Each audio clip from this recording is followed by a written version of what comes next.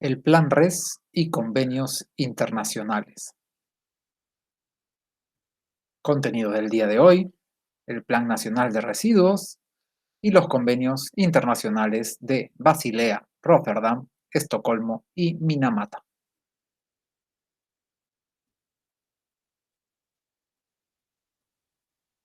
El Plan RES es el Plan Nacional de Gestión Integral de Residuos Sólidos, un documento, guía nacional que tiene tres partes principales. Nos indica el estado de la gestión pasada, la evaluación del cumplimiento pasado y el Plan Nacional con sus 4 ejes estratégicos.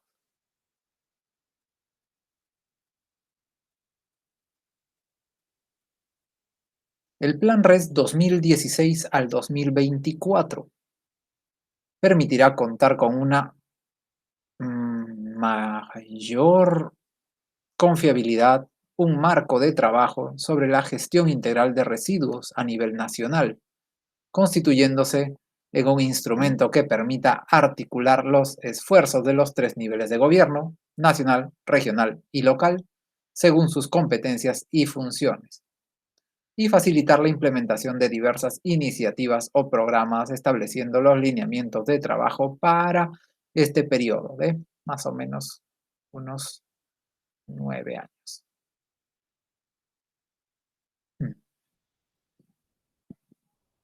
También quiere promover oportunidades, el desarrollo de un modelo de gestión integral de residuos sólidos y que todo esto esté alineado con los objetivos del desarrollo sostenible. También las recomendaciones de otras instituciones nacionales e internacionales,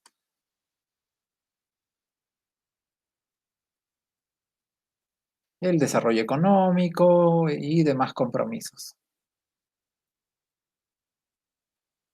Nuestro plan RES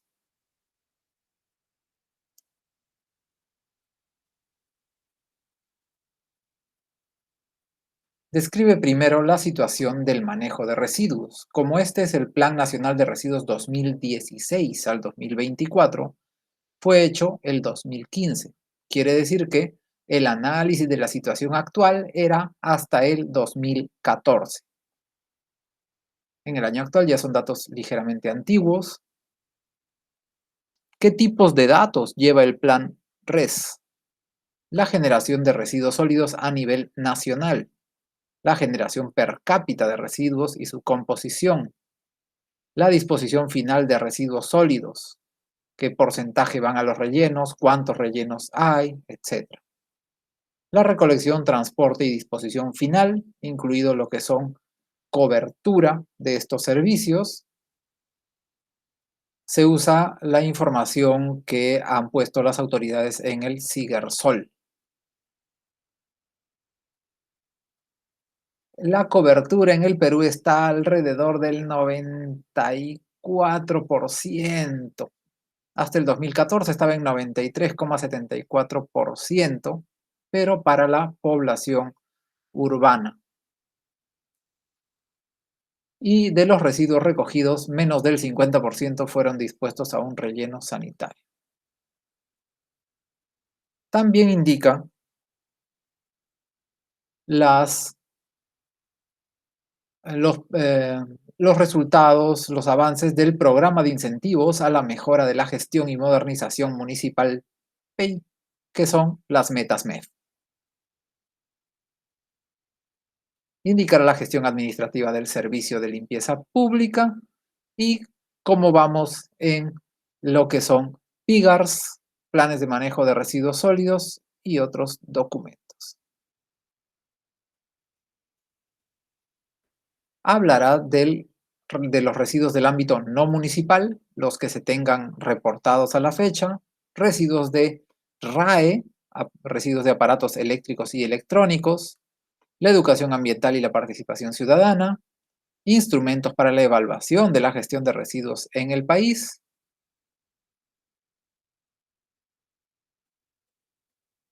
y tendrá pues datos o vinculación con los datos reportados para el PLANA, el Plan Nacional de, bueno, el sistema del Plan Nacional de Planificación,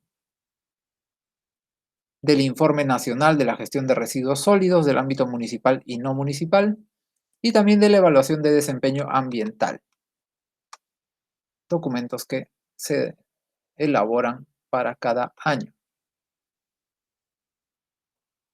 Objetivos generales del Plan RES: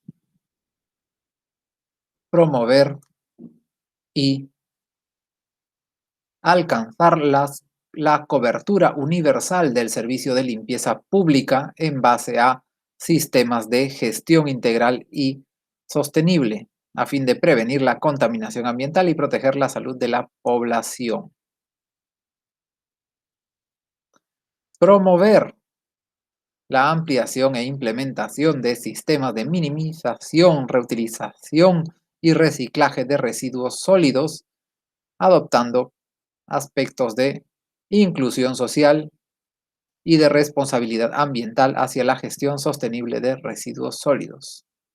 Y el tercer objetivo general: fortalecer la gestión integral, articulando el accionar de las instituciones competentes y la responsabilidad empresarial, la participación ciudadana y el libre acceso a la información. Como pueden ver en nuestro esquema, el plan RES tiene 3 ejes estratégicos, titulados ahí con los rectángulos en verde: fortalecimiento de capacidades, desarrollo institucional y fomento de inversiones. El eje 1, fortalecimiento de capacidades, es un eje que está direccionado a la mejora de capacidades de los actores claves en la gestión integral de los residuos sólidos. Parte de una necesidad detectada, de unas brechas que se han detectado cuando se hizo el análisis del sector, mediante la herramienta de análisis diagnóstico del sector, en la cual se aprecia una carencia de conocimiento especializado técnico, así como valores, aptitudes y buenas prácticas en el manejo de los residuos en todos los niveles de actores involucrados. Es decir, el diagnóstico encontró fallas a nivel nacional, a nivel regional y a nivel local. Eje estratégico 2. Desarrollo institucional. Este eje está direccionado a afianzar el ejercicio del ente rector ambiental en residuos sólidos y los diversos sectores competentes, para favorecer una gestión adecuada de residuos sólidos a nivel nacional. Asimismo, busca la actualización o mejora de los instrumentos de gestión de residuos sólidos a todo nivel. Y el eje estratégico 3, fomento de las inversiones. Este eje está direccionado al incremento de las inversiones públicas y privadas a nivel nacional en el ámbito del manejo y la gestión de residuos sólidos. Las inversiones a realizar, planificadas para este plan RES, ascienden a 5.000 millones de soles para cubrir la brecha actual.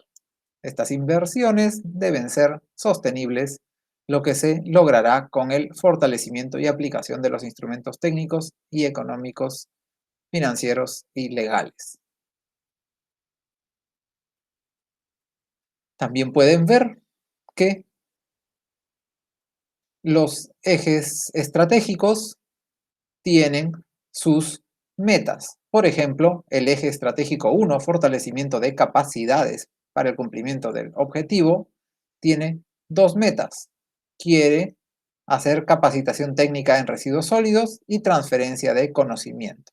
En la meta 1 tienen muy clara la meta a la que quieren llegar. Dicen, al año 2024, el 100% de autoridades, funcionarios, operarios, profesionales, técnicos y recicladores relacionados a la gestión integral de los residuos sólidos cuentan con capacitación en la gestión integral, sostenible e inclusiva de los residuos sólidos. Ambicioso, 100% de todos los actores. Y la meta 2, al 2024 se han implementado la Política Nacional de Educación Ambiental en el 70% de las instituciones educativas a nivel nacional. No vamos a entrar en detalle acerca de las metas de cada uno de los ejes estratégicos, pero si tienen curiosidad, pueden investigarlo directamente del Plan RES, disponible en la web del MINAM.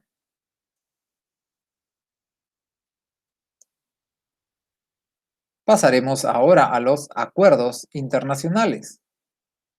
Los acuerdos internacionales tienen el objetivo común de proteger la salud humana y el ambiente. Dan un marco para la gestión del ciclo de vida. Estos son los tres convenios que tenemos: Basilea, Rotterdam y Estocolmo. Minamata es muy específico para este tipo de gestión. Juntos cubren elementos de gestión de la cuna a la tumba. Otra vez estamos hablando de Basilea, Rotterdam y Estocolmo. Estos tres tienen alcances y coberturas comunes, y algunos productos químicos están cubiertos por los tres convenios. Por ejemplo, algunos pesticidas son cubiertos por los tres convenios, y como desechos o residuos, cualquiera de los convenios de productos químicos o residuos químicos estaría cubierto por el convenio de Basilea. Los convenios internacionales se llaman de acuerdo a la ciudad en la que fueron firmados. Entonces, el convenio de Basilea ha sido firmado en Basel, en Basilea. Es un acuerdo multilateral sobre el medio ambiente. Se le dice AMUMA, por medio del cual 170 países dentro del sistema de las Naciones Unidas convinieron proteger el medio ambiente y la salud humana de los efectos nocivos provocados por la generación, manejo, movimientos transfronterizos y eliminación de residuos. Internacionalmente se habla de desechos. Nosotros en Perú hablamos de residuos. Objetivo: la adopción de todas las medidas posibles para garantizar que los desechos tóxicos o residuos peligrosos se manejen de manera que queden protegido el medio ambiente y la salud humana de los efectos nocivos que puedan derivarse de cualquier situación que implique el manejo de tales residuos. Importancia: la actividad industrial en Perú no tiene en la actualidad los niveles adecuados en materia de protección del medio ambiente. A través del convenio se están capacitando y se suben los niveles actuales de normativa ambiental para recibir también la cooperación que permita evaluar las industrias contaminantes y proceder progresivamente, y gracias a la cooperación internacional, a sustituir tecnología contaminante por tecnología limpia. Basilea también es quien nos ha dado la lista de residuos peligrosos. Basilea tiene una lista de residuos peligrosos y residuos no peligrosos, y nosotros tenemos en el anexo del reglamento de la Ley de Residuos Sólidos la misma lista. Nuestra legislación nacional está alineada con Basilea. Por otro lado, el convenio facilita el control del comercio de residuos tóxicos y la progresiva prohibición de los residuos tóxicos o peligrosos susceptibles de reciclaje. En este sentido, países como Perú, donde el control de estas importaciones es difícil, puede ver facilitada su actividad. Es decir, Basilea nos protegería de que lleguen residuos peligrosos a nuestro país, de todos los otros países miembros. Adivinen qué países no son miembros. Justamente Estados Unidos y China. Bueno, ahí va algunos otros, ¿no? Pero esos dos son... mejor no hablo de política internacional. La participación del Perú es ampliamente positiva para el país y abriga expectativas de mejores esfuerzos. También nos da ciertos beneficios políticos. Por un lado, nos ha permitido mostrar que el Perú está comprometido con proteger el ambiente y también comportarse dentro de Basilea, es decir, proteger a otros países y no enviar nuestros residuos peligrosos a otros países. Y también somos muy visibles por evidenciar el proceso de desarrollo de los esfuerzos del Perú por vincular la cuestión de la protección y el aprovechamiento racional con los procesos productivos, es decir, la industria. Algunos beneficios de Basilea son la cooperación técnica para proyectos, las capacitaciones en becas y pasantías, reuniones, talleres y seminarios, redes de información y bancos de datos. ¿Siempre hay capacitaciones, becas y pasantías? No, de vez en cuando y llegan a invitar al MINAM, es decir, al punto focal. Luego les hablo de punto focal. Basilea también nos da la definición de residuos peligrosos. Todos los países que están dentro del convenio de Basilea tienen una legislación de residuos que recoge la definición de residuos peligrosos de Basilea. ¿Qué es? Residuos peligrosos son aquellos materiales, sean sólidos, pastosos, líquidos o gaseosos contenidos en recipientes, que, siendo el resultado de un proceso de producción, transformación, utilización o consumo, su productor decide o destine al abandono, decide su abandono, y que contengan sustancias y materiales que representen un riesgo para la salud humana, recursos naturales y el medio ambiente. Se consideran peligrosos los que presenten por lo menos una de las siguientes características: autocombustibilidad, explosividad, corrosividad, reactividad, toxicidad, radiactividad o patogenicidad. En los anexos del Convenio de Basilea se encuentran listas donde se clasifican todos los residuos. En el anexo 8, lista A, sobre los residuos peligrosos, y en el anexo 9, lista B, referente a residuos no peligrosos. Es decir, hay residuos que parecen peligrosos, salen de la industria, pero si están en la lista B, se manejan como no peligrosos. Y esto es un símil exacto del reglamento de la Ley de Gestión Integral de Residuos Sólidos. ¿Quién es la autoridad competente nacional? El punto focal para el Perú del Convenio de Basilea es el Viceministerio de Gestión Ambiental del MINAM, sector ambiente, mientras que las autoridades competentes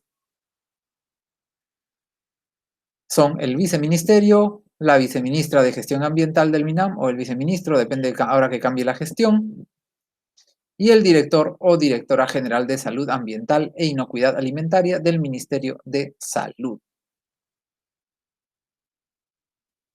Basilea nos da también ciertas líneas. Por ejemplo, el procedimiento de control, el procedimiento de notificación de los movimientos transfronterizos de desechos peligrosos. Estamos obligados a notificar, hay un trámite que está incluido en el TUPA del MINAM para exportación o importación de residuos, y es una condición importante estipulada por el Convenio de Basilea del movimiento transfronterizo de residuos.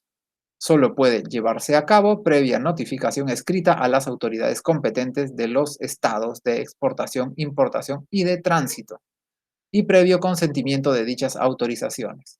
Si es que enviamos residuos a Francia y tienen que pasar por el Canal de Panamá, necesitamos también la autorización de la empresa que va a recibir, de la empresa que está llevando, pero además de los países. La autorización de Perú de que salga, la autorización de Panamá de que pase por el tránsito y la autorización de Francia de que está recibiendo.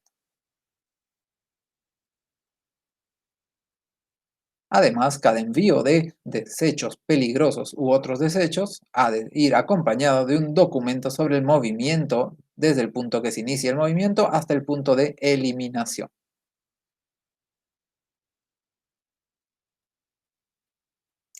Bajo este tipo de esquema de trazabilidad es obligatorio la notificación, es decir, todo estado que esté exportando notificará por escrito o exigirá al generador o al exportador que notifique por escrito a la autoridad competente del estado de exportación, a las autoridades competentes de los estados interesados en cualquier movimiento transfronterizo o u de residuos peligrosos u otros residuos.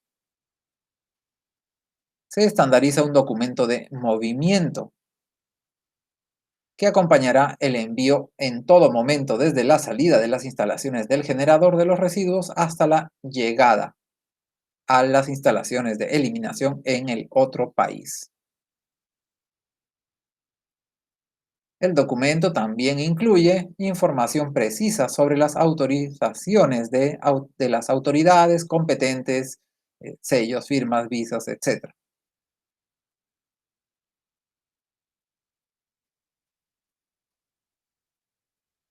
Algunos países exigen además que sea una notificación original con firma y sello original de la autoridad competente, es decir, nada de fotos, escaneos, ni demás. En este último caso, el exportador generador deberán proporcionar a la autoridad competente tantos ejemplares como los envíos que deseen hacer. Es decir, si van a hacer 3 envíos, van a tener que tener 3 ejemplares en original que tengan que darle a los países interesados. Tendrás tal vez que hacer tu documentación por triplicado, por cuatruplicado, etc.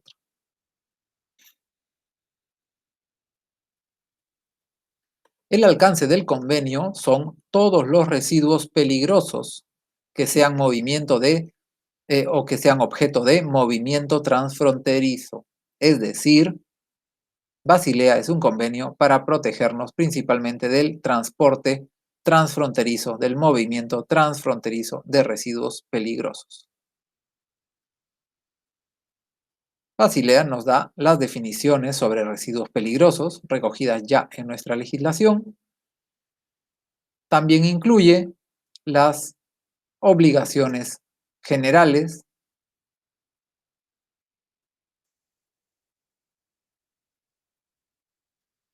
Por ejemplo, las partes pueden prohibir la importación. No importa que ya el negocio se haya hecho. Si el país no quiere que ingresen los residuos peligrosos, pues el importador, el, la planta, la empresa operadora, etcétera, no podrán hacer nada contra ese tema. Pero yo ya pagué, pero pero ya, ya están llegando al puerto. Nada. Si el país no te ha autorizado, no podrá entrar. Las partes no exportarán a otras partes que hayan prohibido la importación. Si hay un país que ha prohibido la importación de residuos, los demás países de Basilea no podrán enviar, por más que haya un negocio redondo. Las partes solo exportarán si el estado destino ha dado su consentimiento. Las partes no exportarán a países no miembros. Por eso es de que las grandes potencias, los grandes países como Estados Unidos o China, no han firmado esto. Ellos quieren exportar a todos lados. Mientras más peligroso sea el residuo y mientras más lejos y más pobre el país en que lo deje, mejor. Ah, bien. En algún otro momento hablaremos de los flujos internacionales de residuos sólidos y la contaminación mundial.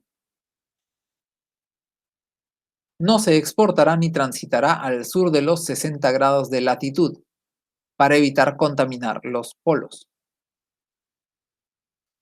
Las partes tratarán de reducir la contaminación o volumen de lo que se exporta. Es decir, primero en el país trata de tratar de disponer todo y cuando ya no puedes, recién vas a buscar algún tipo de ayuda externa.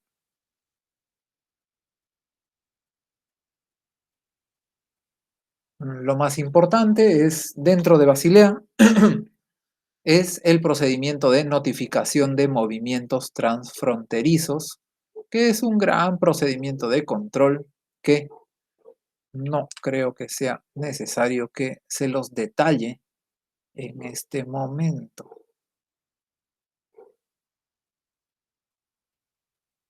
Es muy específico en sus artículos acerca del movimiento transfronterizo de una parte a través de un estado que no sea parte, de la disposición o los flujos de los que no son parte del convenio de Basilea hacia los que son parte del convenio de Basilea, define lo que es el tráfico ilícito de residuos peligrosos, define también el tema de la cooperación internacional Los países miembros que están muy avanzados pueden ayudar a los países miembros que todavía están un poco lentos en la implementación de Basilea, de las iniciativas del convenio. También habla sobre compartir, transmitir la información, especialmente sobre accidentes entre las partes, pero también sobre los flujos que están ocurriendo. Si algún país encuentra algún tipo de flujo clandestino, también lo comunica para que los otros países revisen si es que no les están haciendo pues la trampa por ese lado.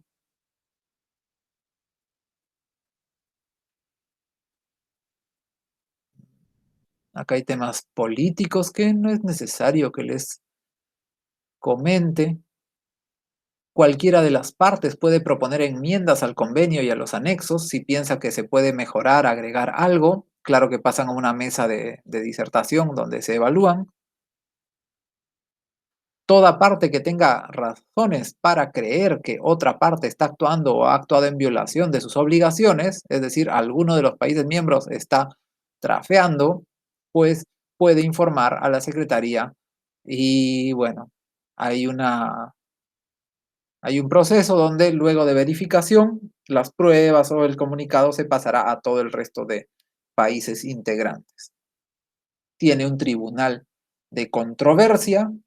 También indica en su artículo 26 que no se pueden formular reservas ni excepciones al convenio. Es decir, firmaste el convenio y lo sigues. No es que ya yo firmo el convenio para todos los residuos peligrosos, menos para estos dos que sí quiero sacar de mi país. También nos indica sobre flujos de residuos de preocupación mundial. Por ejemplo, acá podemos ver en las fotos el flujo de RAE, residuos de aparatos eléctricos y electrónicos, principalmente de baterías, bueno, de RAE, de baterías de autos también, autos, camiones principalmente, tipo de vehículos grandes, y de neumáticos. Perú ya tiene un reglamento de RAE hace un tiempo y recientemente tenemos uno sobre neumáticos. Qué bonito, para alinearse y dar solución a los problemas de esta preocupación mundial. Y de baterías había un borrador que estuvo dando vueltas mucho tiempo y el INACAL sacó normas técnicas, pero no he visto un reglamento. Tendrían que revisar en INACAL este lineamiento para valorización de neumáticos, también lo ha sacado el INACAL. El sitio web de Basilea, que está en todos los países, en los idiomas principales de los países del convenio, es decir, está en español, en inglés, en francés y no me acuerdo qué más, lo pueden revisar acá, www.basel.int. También tiene cursos gratuitos, a veces MOOCs, a veces documentos, bastante interesantes. El siguiente convenio sobre residuos es el convenio de Rotterdam. El convenio de Rotterdam fue ratificado por el Perú el 2005. Su objetivo es promover la responsabilidad compartida y los esfuerzos conjuntos de las partes en la esfera del comercio internacional de ciertos productos químicos peligrosos, con el fin de proteger la salud humana y al ambiente. Y además contribuir a la utilización racional, facilitando el intercambio de la información acerca de las características de este tipo de químicos, estableciendo un proceso nacional de adopción de decisiones sobre su importación y exportación, y difundiendo estas decisiones a las partes. Si se dan cuenta, los convenios no siempre prohíben cosas, simplemente ponen reglas muy claras. Por ejemplo, Basilea no te dice no exportes o importes residuos peligrosos. Basilea solo te dice hay un procedimiento para tenerlo todo perfectamente claro y que no causes daño ni a la salud ni al ambiente. Obviamente, también tiene los candados necesarios para que se haga pues de una planta a otra con conocimiento de todos los países que están en tránsito. Hablando de Rotterdam, también Rotterdam no te dice, deja de usar pesticidas y sustancias químicas. Te dice, todas estas sustancias químicas son muy peligrosas. Por favor, trata de no usarlas. Y si vas a usarlas de emergencia, estos son los lineamientos, etc. En ese sentido, y para operativizar la aplicación del convenio, se cuenta con un punto de contacto oficial, es decir, el punto focal nacional, que es el director o directora de Medio Ambiente del Ministerio de Relaciones Exteriores. Ah, sorpresa, sorpresa, ¿no? Y también hay un equipo con autoridades nacionales designadas, que es el viceministro o viceministra de Gestión Ambiental del MINAM, para lo que son plaguicidas y químicos industriales. El director o directora general de la Dirección de Insumos Agropecuarios e Inocuidad Agroalimentaria del Servicio Nacional de Sanidad Agraria, SENASA, del Ministerio de Agricultura y Riego, MINAGRI, que ahora se llama MIDAGRI, ¿no? Ministerio de Desarrollo Agrario y Riego, para lo que son plaguicidas, y el director o directora general de Salud Ambiental e Inocuidad Alimentaria del MINSA, para plaguicidas y químicos industriales. El convenio de Rotterdam tiene un anexo, el anexo 3, donde incluye los plaguicidas y productos químicos industriales que han sido prohibidos o severamente restringidos por razones sanitarias y ambientales en diferentes países del mundo. Y los convenios, Basilea, Rotterdam y demás, usan un código unificado que es el código de aduanas. Entonces, si llega algo con el código 2524, ya sabes que tiene asbesto. Y si es el 2524-9010, sabes que es el asbesto de forma actinolita, disculpa.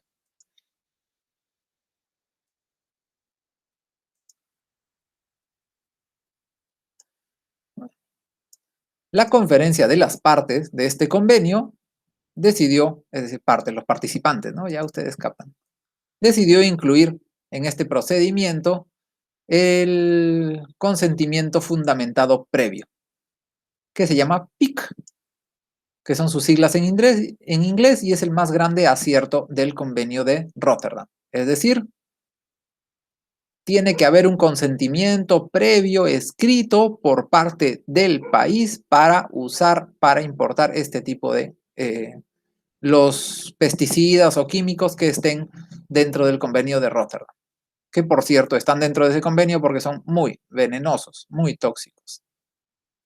A la fecha hay un total de 52 químicos listados en el anexo 3.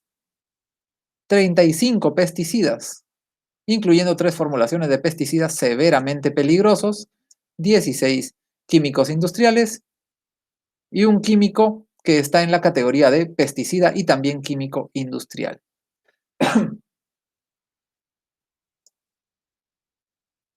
Y mayor información la pueden ver en el sitio web www.pic.int.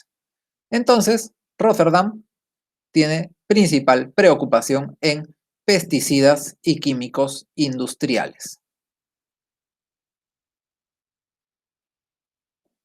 Y tenemos Estocolmo.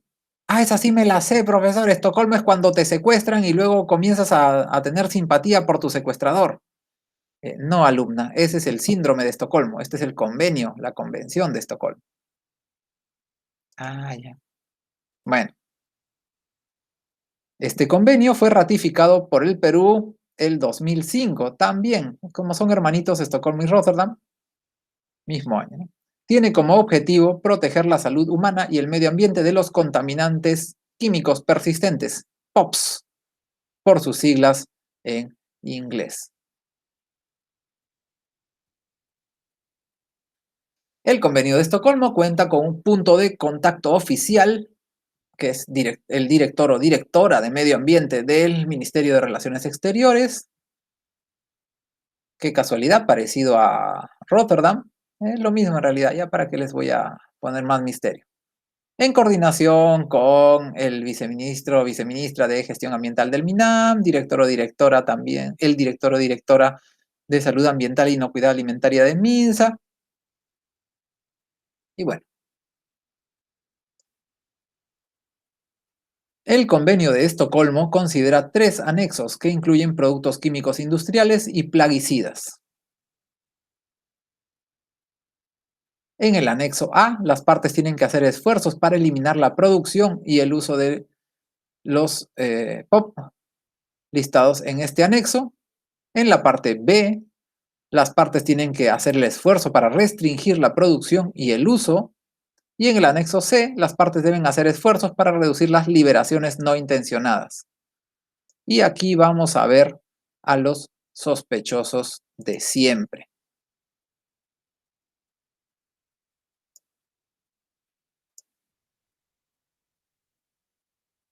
De los más grandes venenos que hemos fabricado: Aldrin, Clordano, Clordecón, DDT. Si se dan cuenta, todos los que están marcados con A, anexo A, tienen que ser eliminados del país. El DDT es un gran veneno, pero por más que se eliminen, hay un pequeño permiso.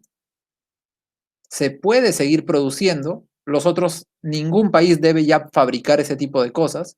El DDT se puede producir si es que se va a usar para control de vectores de enfermedades. Es decir, tienes un país, por ejemplo, como África, donde la gente se está muriendo por algún tipo de fiebre palúdica, tú podrías usar el DDT para eliminar, bajar la población de insectos transmisores, de vectores. Tenemos aquí algunos más. Esta lista va creciendo a veces año con año. Decabromodifeniléter, Dicofol, Dieldrin. Seguro que alguno de estos nombres les suena de sus cursos de contaminación de suelo. Endosulfán, Endrin, heptacloro, hexabromodifeniléter y heptabromodifeniléter. Qué cosas más venenosas que hemos inventado. Hexacromosbifenilos, etc.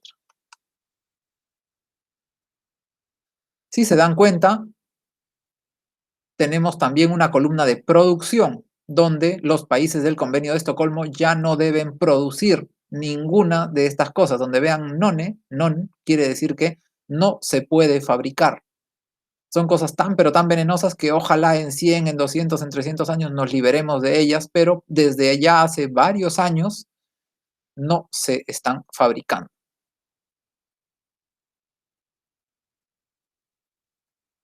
Tenemos acá más.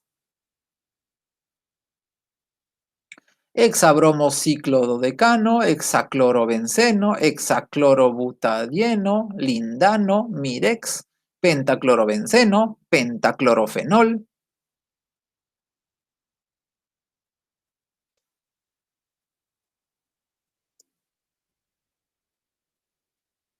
Y acá hay, por ejemplo, ya no se puede producir el lindano, pero el lindano que todavía existe se puede usar para control de plagas de garrapatas y bueno, etc.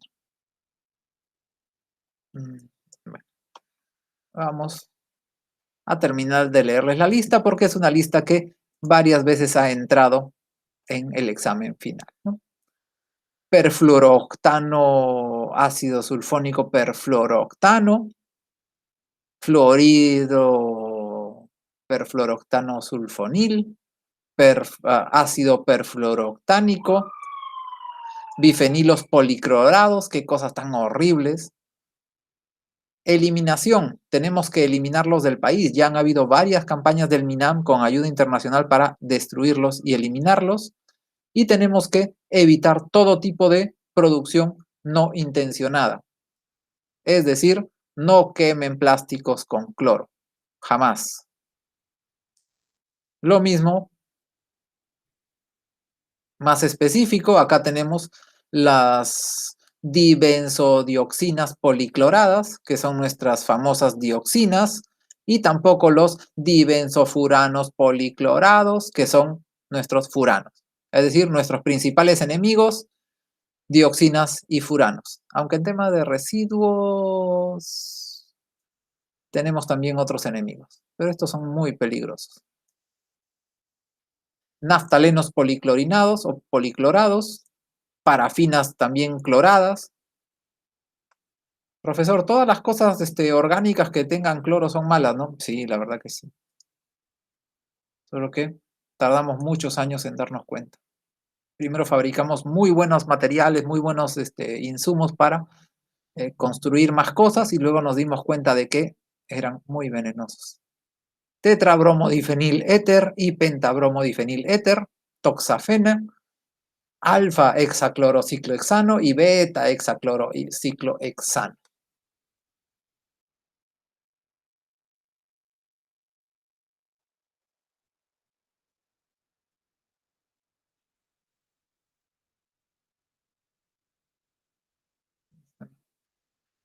Y el sitio web para el convenio de Estocolmo es www.pops.int.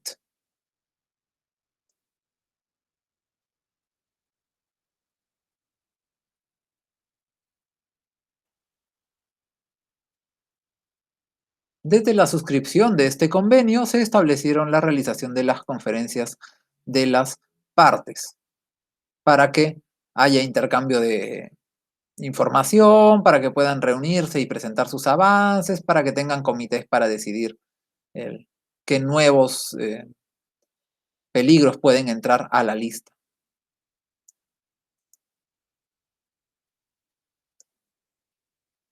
Veremos también el último convenio de la noche, el convenio de Minamata. Si recuerdan los terribles casos de envenenamiento por mercurio en Minamata, es que por eso es que se inspiró este convenio y se firmó en esta ciudad. Para los que quieran saber un poco más y no quieran leer nada científico, hay unos artículos periodísticos muy cortos de, oh, ¿cómo se llamaba este periodista y filósofo uruguayo que murió hace poco? Mm. Bueno, el libro se llama Úselo y tírelo. Y mejor en este momento les busco el autor. Era Eduardo Galeano, claro que sí. Me confundo siempre él con otro que también era escritor, periodista y filósofo. Pero bueno, si se dan cuenta en el símbolo, es un pescadito que tiene ya bioacumulado mercurio. El convenio de Minamata sobre mercurio es un instrumento internacional que tiene como objetivo proteger la salud humana y el ambiente de las emisiones y liberaciones antropogénicas y compuestos de mercurio. Dicho convenio fue firmado por el Perú el 10 de octubre del 2013 y aprobado el 27 de octubre del 2015. ¿Tanto demora, profesor? Sí, tanto demora. El artículo 20 de este convenio establece que cada parte, después de realizar una evaluación inicial, podrá elaborar y ejecutar un plan de aplicación, teniendo en cuenta sus circunstancias nacionales a fin de cumplir las obligaciones contraídas con arreglo al convenio. El objetivo es proteger la salud humana y el medio ambiente de las emisiones y liberaciones antropogénicas de mercurio y compuestos de mercurio.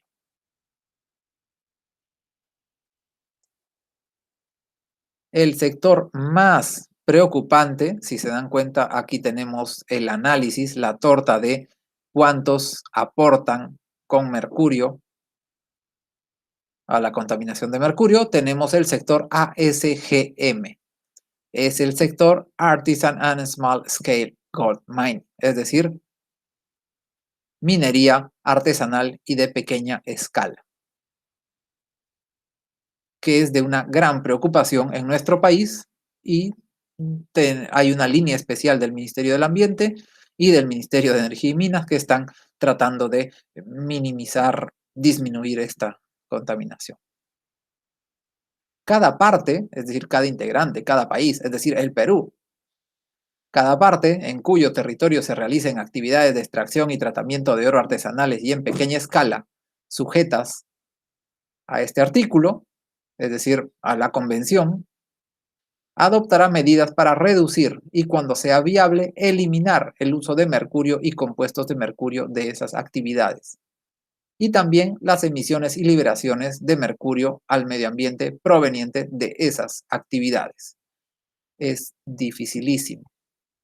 Hasta en la cuenca media y cuenca alta de los ríos de Lima tenemos minería ilegal, informal, pequeña, artesanal, y usan mercurio y botan el mercurio pues al río. Las partes podrán cooperar entre sí, por ejemplo Perú y Bolivia, que entre los dos tienen un montón de tráfico de oro y mucha minería ilegal, y también con las organizaciones intergubernamentales y de otras entidades pertinentes según proceda, para lograr los objetivos del artículo, es decir, la disminución del envenenamiento por mercurio.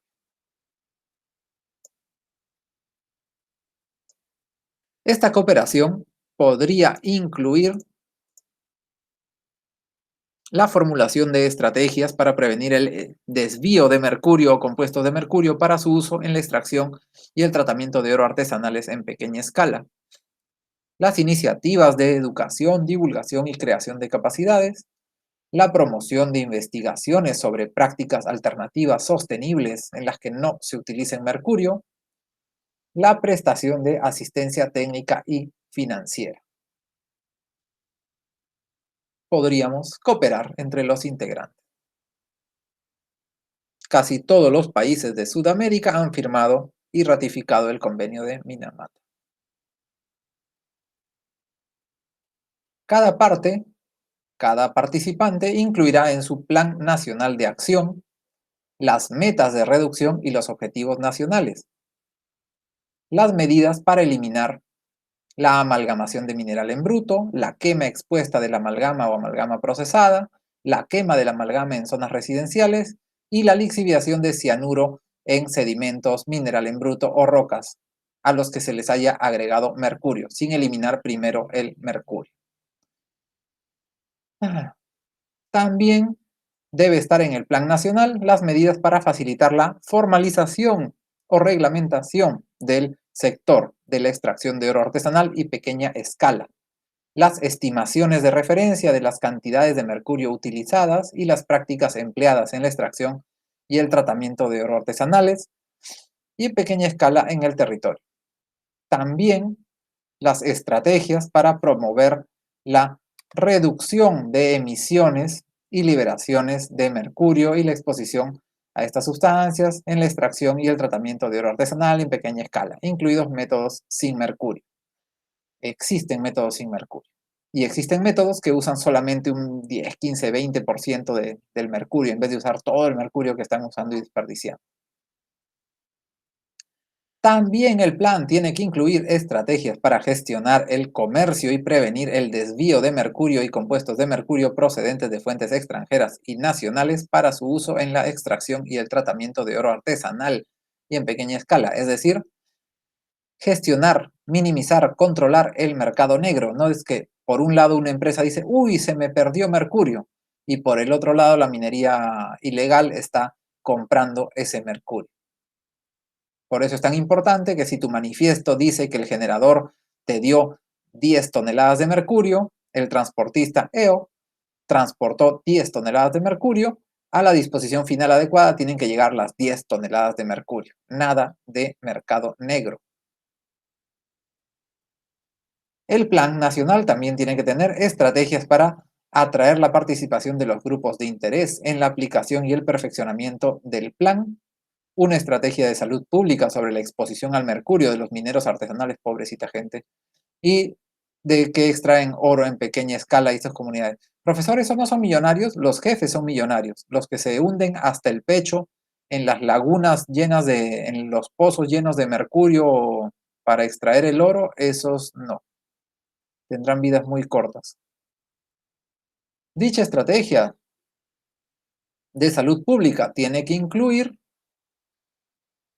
reunión de datos de salud, capacitación de trabajadores de salud, campañas de sensibilización a través de los centros de salud para, pues, tratar de salvar un poco a la población que está ya vulnerable. El plan también necesita estrategias para prevenir la exposición de las poblaciones vulnerables al mercurio, en particular los niños y las mujeres en edad fértil, especialmente las embarazadas. También el plan necesita estrategias para proporcionar información a los mineros artesanales que extraen el oro en pequeñas escalas y a las comunidades afectadas. Como es un plan, necesita un calendario de aplicación, es decir, el cronograma. Recuerden que todos los planes necesitan un cronograma, metas y también un responsable.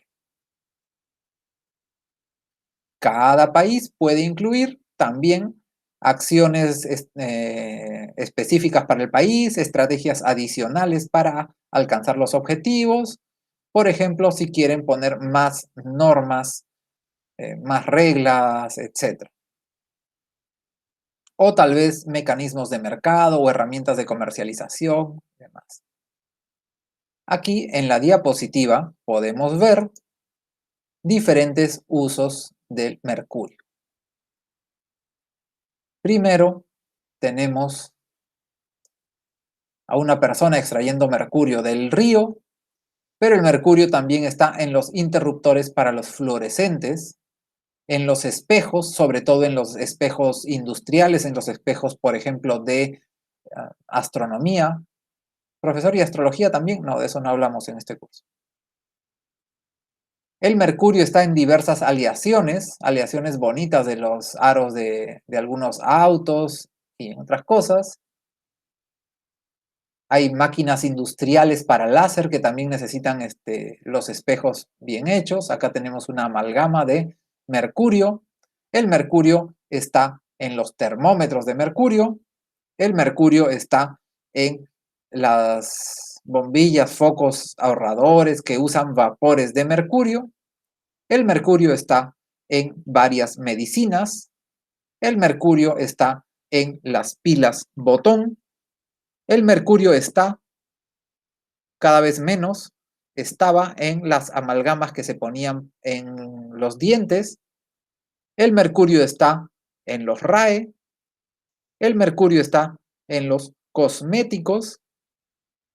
El mercurio también es un subproducto de la minería. A veces la minería usa mercurio y a veces la minería genera más mercurio del que está usando. Es decir, extrae de las rocas el mineral y como subproducto genera mercurio.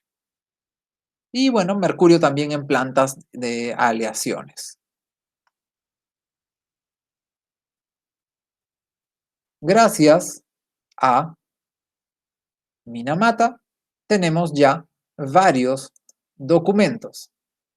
Por ejemplo, la guía práctica de reducción del uso de mercurio en la minería de oro artesanal y de pequeña escala, del PNUMA y de la ONUDI. La ONUDI ahora se llama UNIDO, es más o menos lo mismo, y es el brazo de la ONU para el desarrollo industrial. Es decir, sigan desarrollándose industrialmente, pero contaminen menos, sean más eficientes, etc. Tenemos el documento de orientación para el plan de estratégico nacional, que ya se usó porque ya tenemos nuestro plan nacional. Estos documentos los pueden descargar, obviamente, de la internet sin ningún problema.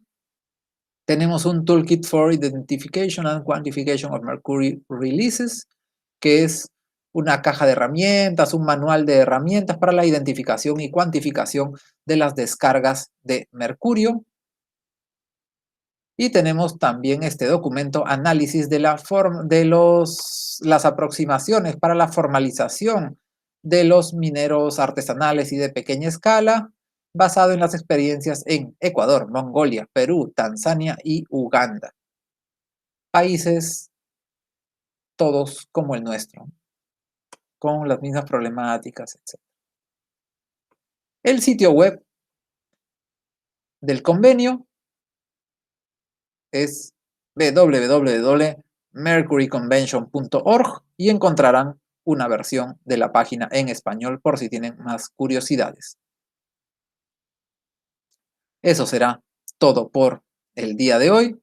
Muchas gracias, per aspera ad astra. Nos vemos en alguna siguiente sesión.